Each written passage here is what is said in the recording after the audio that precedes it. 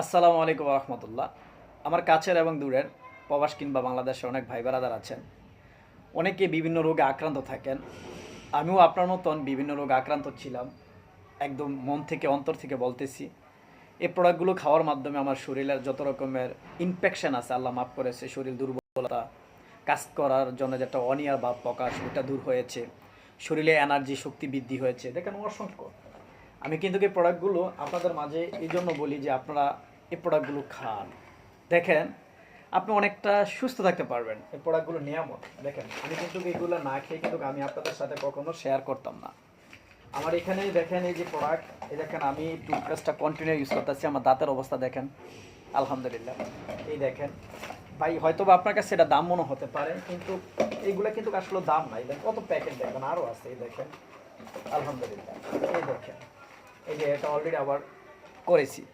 বা সুস্থতার চাইতে দামের কি আছে? আমি তো নিজের জন্যই পরিশ্রম করি, তাহলে আমার সুস্থতা প্রয়োজন।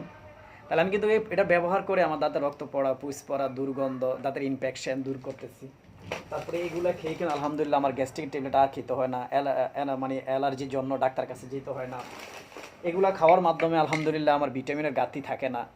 আলহামদুলিল্লাহ এগুলা খাওয়ার মাধ্যমে পার্সোনাল যে সমস্যাগুলো এগুলো কেটে যাচ্ছে। এগুলা খাওয়ার মাধ্যমে পার্সোনাল যে সমস্যাগুলো এগুলো কেটে যাচ্ছে।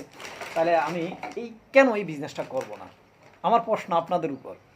আমি তো এমন একটি সিস্টেমে কাজ করতেছি যেটা খেয়ে আমি সুস্থ থাকতে পারতেছি, তাহলে আমি কেন করব না? আমি কি ডাক্তারের কাছে গেলে 15-20 হাজার টাকা, 50-60 হাজার টাকা আমি ডাক্তারকে দেবো না বছরে? 1 লক্ষ 1.5 লক্ষ টাকা ডাক্তারকে দেবো না? আপনি যদি গ্যাস্ট্রিক থাকে আপনার ডাক্তারকে কি 2 লাখ 3 লাখ টাকা দিবেন না বছরে?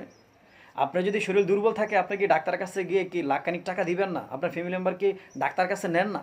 তো আমাদের এখানে কিন্তু হেলদি প্রোডাক্ট আছে।